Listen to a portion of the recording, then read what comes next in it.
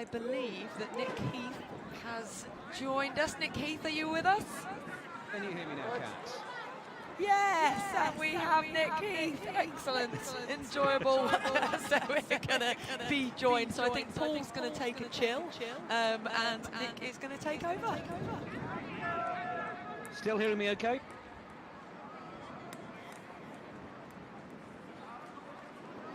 Can you still hear me over there? So we're starting off with a good carry there from the Wild Dogs. A nice switch play. There's an offload in. Offload in again. Going to that side. Turnover in here, so Rhinos have the ball, but they might get done for holding on here, and yes, they have a holding on penalty, and it's Wild Dogs that wants to go quickly, so they've done a really good carry in there. Cat frenetic start to this game. Absolutely. Really back and forth, but the Wild Dogs again so good with ball in hand, and that's just absolutely fantastic play. Getting the hands free, taking the defender to a side, creating that space. Very, very good start from this talented Wild Dogs team. And what a difference in styles of play to the previous game where we had a pick and go fest, and now we're treated to offloads, and 90 seconds in we've got a peach of a try.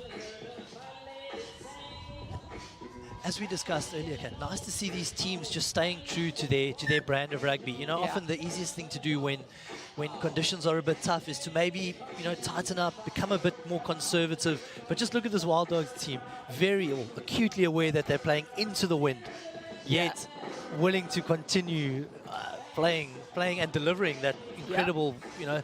Not scared to move it, not worried about the conditions, and Reese Heaton with a lovely dive at the end there as well. We were treated to some quite fun dives on Saturday, so more of the same today. And it seems as if they've won this kickoff back. Again, just must be so difficult to judge receiving that kickoff. And again, the Wild Dogs playing this beautiful offloading, keeping the ball alive game, almost Fiji-esque.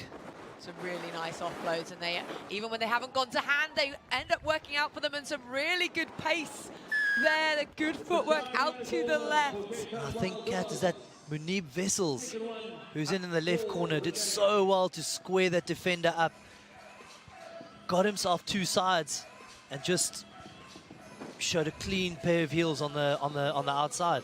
All came from those offloads, didn't it? Yes. No, it wasn't Munib Vessels, that was Storm Williams. I'm sure he'll forgive you. It's so windy here. We've just had the team sheets delivered, and Mike, who's brought them out, nearly got blown off by the wind. So yeah, that's my excuse, Kat. It's so windy I can't see the numbers. Yeah, that was it. Our team sheets blew away. Yeah. So here we are. But no, they've started very strong, haven't they? And this side is very clinical with what they're doing. I think the offloading, even one didn't quite go to hand, it didn't matter. They don't panic. They still throw the next one. They were playing loose, but it is working well for them. That's it. And it's just really good to see them understanding the kind of basics and principles that go into that effective offloading game. You know, that eye support, they always have people running in behind, so if their ball does drop, there's someone picking it up. And important to see them a few times. They have played the breakdowns. They're not running offload lines. That player running the support line is still able to get in and make it clean when the offload isn't an option. And then they're seeing how Rhinos can react, because 12 points down within 4 minutes is less than ideal for this team, so they're going to want to play their own standard of rugby and see what they can bring.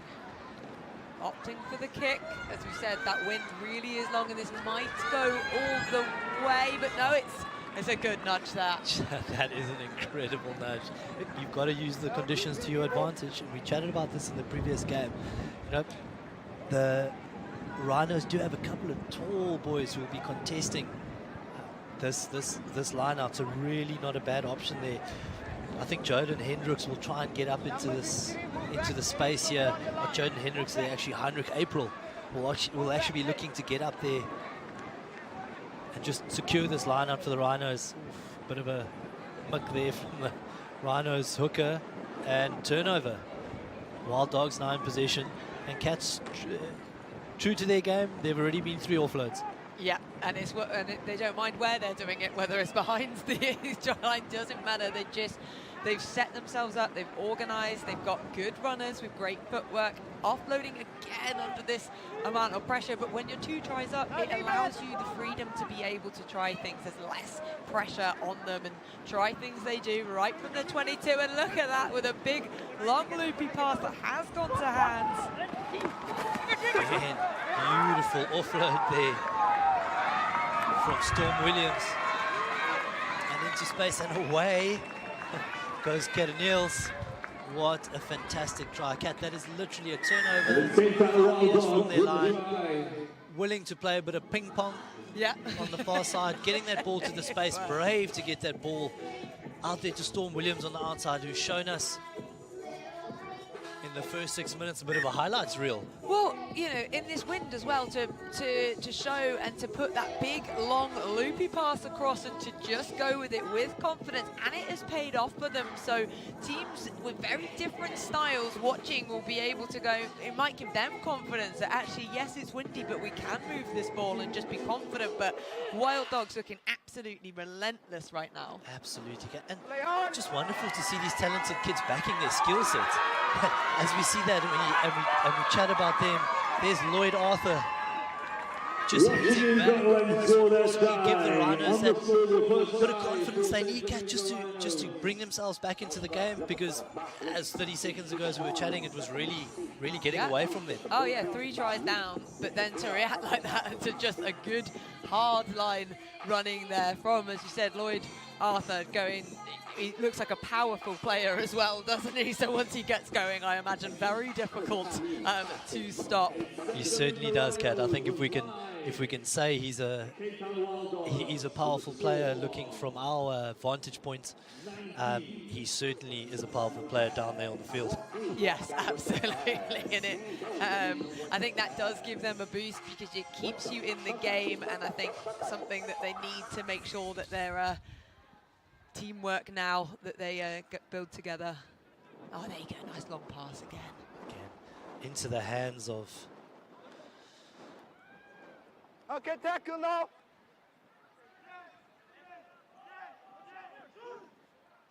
And we'll have a look again. Look at looking to play the ball to the space, and again, they're in space to the dangerous Niels. Managed to get that ball away again, and they've kind of split the field, which is exactly what we're looking to see. Creating these mismatches, coming back infield, working back towards support players. There was a bit of a tip tackle there. Haven't seen too much of that. Been good discipline thus far. And a pick and go there, Kat. Bit of a change up. Mix it up, yeah. How about this then? So you've been switched to mauling. You like mauling. Do you now like pick and goes? Is that something that no? Absolutely not. No, I get everything I need from the occasional maul. Yeah, it's all he needs. One maul a tournament, and that sets him up nicely. But no, I don't think anyone likes pick and goes, apart from the Elephants, who did it very well. They did. Yeah. Oh, and it's a good line here. This is more what we like. It is. And just the Wild Dogs' ability to keep that ball alive, it just makes them so dangerous.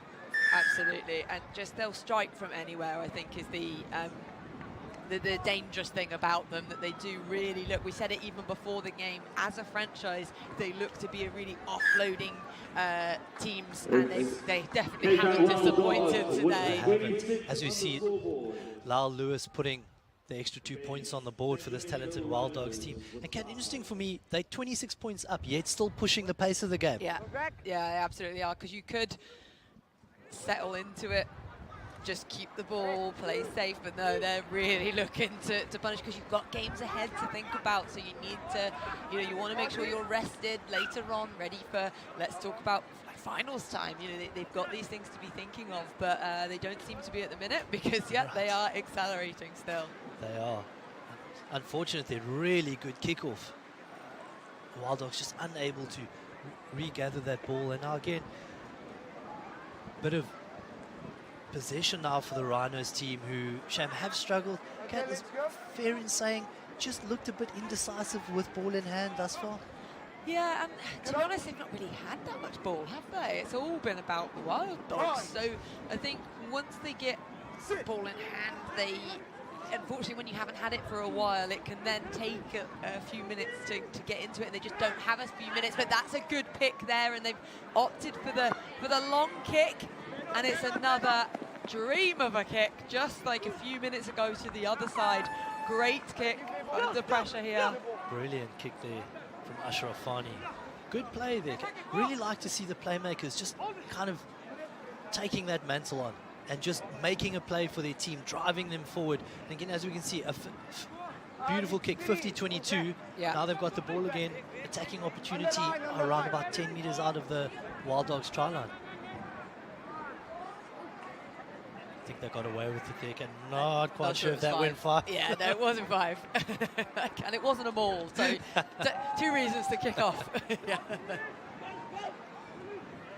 Good hands. Good enterprising play here from the Rhinos. Hopefully they can just hang on to this ball, put some points on the board before half time. Yeah. Leave it. Leave. Wild Dogs told to leave it, but they come away with it, so yeah, they're gonna be a penalty in here, so see what Rhinos do. There is some space down here to the right hand side, but again they go route 1. Oh, good carry Action there. is going to be held up though. Yeah, I think if you're carrying and it's taking you a long time and you're having to leg drive, it's so easy for defence to come and just end up holding you up. It is, Ken. And as you were saying, if your setup is quite tight, it allows the defense to be quite tight, quite close together, and it's easy enough just to get in there and help. And I think quite accurate there from the Wild Dogs defense to be able to get in on the ball and just and just hold it up. But again, nice to see that carry from Heinrich April. I mentioned that they looked a bit indecisive, so nice to see someone just putting their head down, having a crack. Yeah, absolutely, because it's by doing that, like, that will boost their team. Like, just before half-time, okay, it wasn't a score, but they were close to it, so that hopefully that's enough to ignite the fact that they know they could do it, they are close to it, they have got to try themselves. But Wild Dogs, really, it's going to be more of the same, isn't it? It is. And just looking at the chat in the huddle, I mean, who better than Dick Muir, former Springbok backline coach, franchise coach at the Sharks when it was still Super Rugby. Just such a good man, heavily involved with the South African legends, and just wonderful to see him imparting knowledge onto the next generation, and just seeing these talented kids being coached by such good folk. And I spoke about him on Saturday as well. He is such a humble man. A few years ago in this tournament, I'm very new to doing the interviewing style, and I went up to interview him in this legend of rugby, and he was so nice and made me feel so at ease. And he was like, "No, Kat, like let's do this," and it was brilliant. And I think that's we spoke about this a lot. Like, just good people imparting knowledge in rugby is a fantastic thing. You're so right, Kat. And he is, like you said, good man. I don't think I've ever seen Dickie not smiling, which is wonderful. Yeah, good.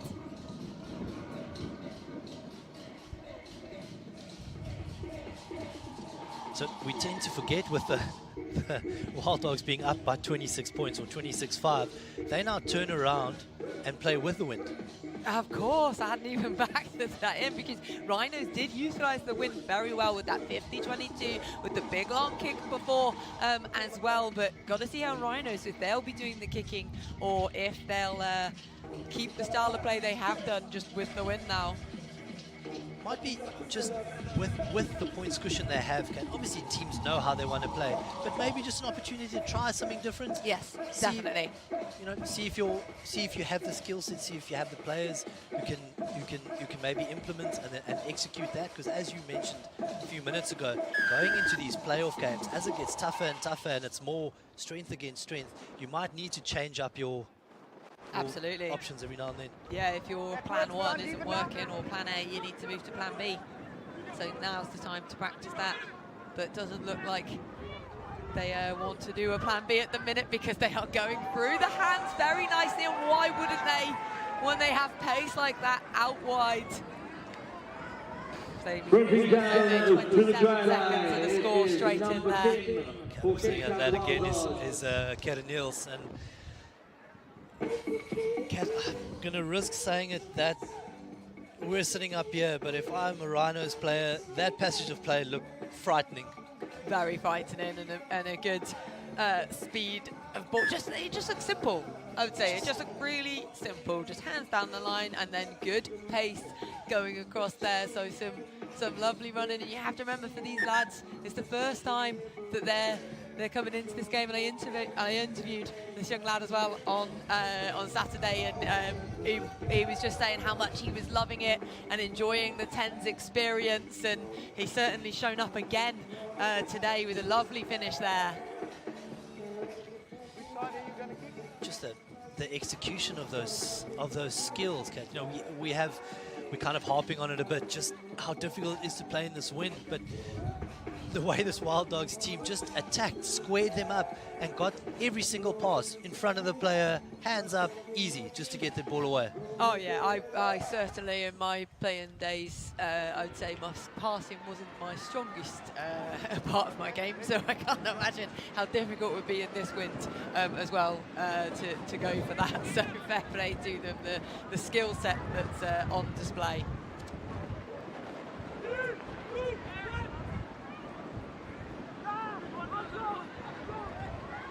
Kick off there from the Wild Dogs. I'm almost certain it wasn't planned to go that deep, but that's where the wind took it. Just fantastic clean there from Corin Hess, just to keep that ball. This player a little bit isolated. Oof. Another big hit there from the big number 7, Hans Verster, really imposing himself physically on this game.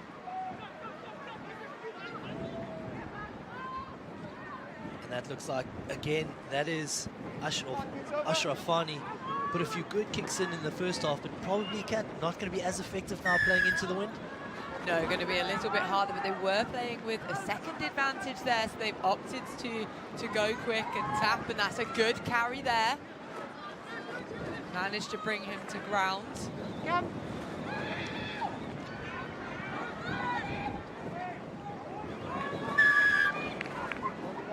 Oh, but they've been done for holding on. I was just about to say the first time Rhinos are building some momentum into this, but Wild Dogs go to get it wide, but there was a knock-on out wide, so Rhinos will get another opportunity to build on something in their attack. I think both teams quite happy there, Kat. It looks like it's been 2 or 3 minutes of just non-stop rugby there. Yes. So them being able to just get a bit of a breather in now.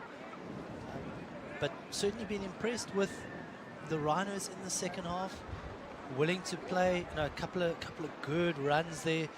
Lloyd Arthur unfortunately just getting isolated because that run was so good. Kind of bit of a half break, getting in behind this Wild Dogs defense. Yeah, that's the thing with 7s, with 10s, and even in 15s, if you get someone that makes a really good line break, but they get away from their own support, that's when the risk of turnover is obviously at its greatest. That was so right there. Nice opportunity now for the Rhinos. Oh, and it's a turnover at that scrum. Brilliant work from the Wild Dogs. Oh, those feet. That's absolutely magical.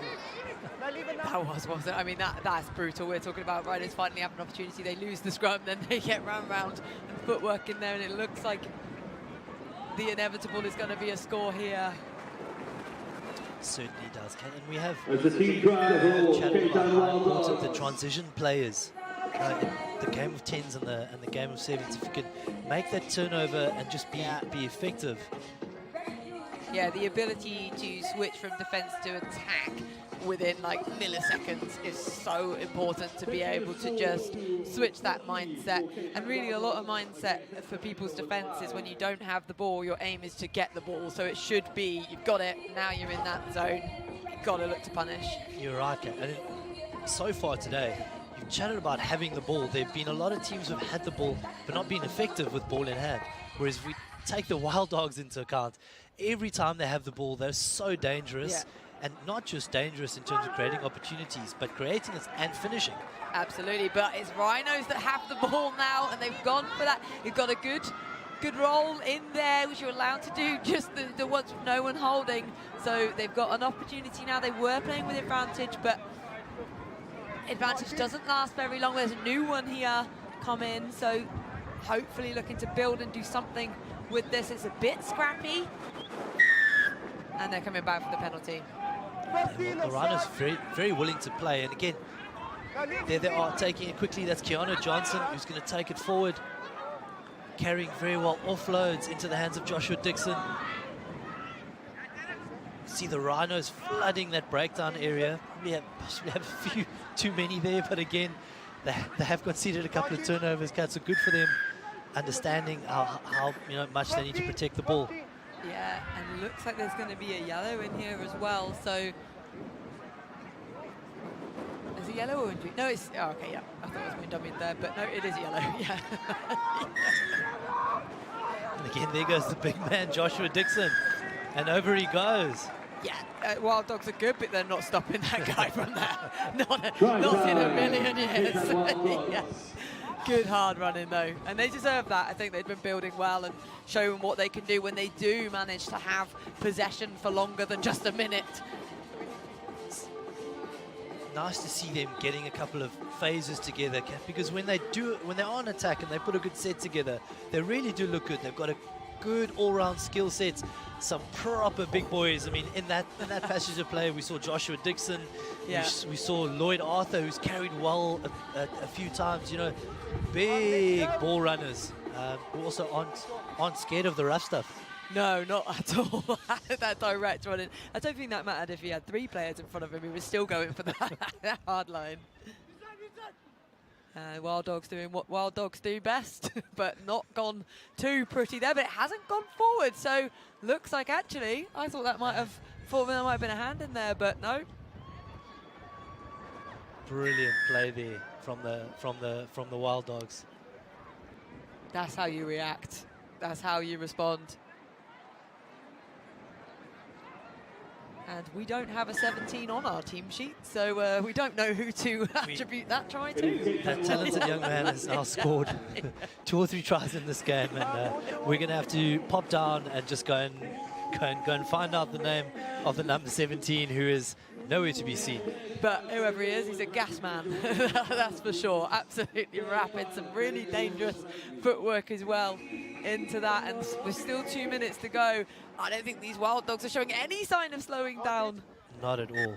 And unfortunate there for the Rhinos. So good to see them work up there, and then just from the next kickoff to concede. Yeah. Just like to see them, I don't know, get a bit of confidence out of this going into the next round of games, and also just kind of get a bit of their plan working. Yeah, but to be honest, I haven't seen Rhinos missing loads of tackles. It just seems that the Wild Dogs just are evading them just so well. You haven't seen any one-on-ones where it's been like really done. It's just, Wild Dogs just seem to have an extra few players on the pitch. You're absolutely right. The Wild Dogs, they just move so well off the ball. It's, as you were saying, it's a bit like touch rugby at the moment. It's a bit like, the Rhinos trying to tackle shadows. Yes, they're definitely chasing shadows today. Stay.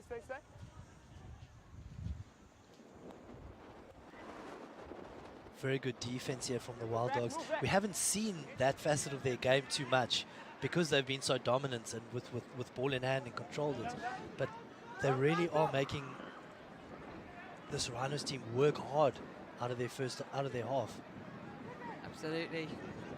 Stay, move back. Fighting hard now, but 47-10 is very difficult, isn't it, to know what you want to do here, because you just keep the ball in hand and they try and go for a score. That they play a bit more high risk, but they are playing with that advantage, so they will come back. But Wild Dogs giving a fair few penalties away in the last few minutes. You're right, and the Rhinos certainly better at protecting their ball. We saw the first half giving away a couple of penalties at their attacking breakdowns.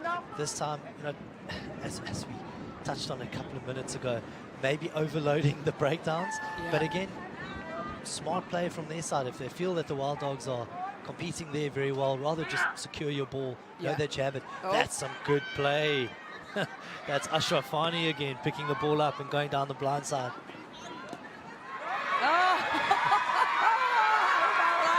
What a try!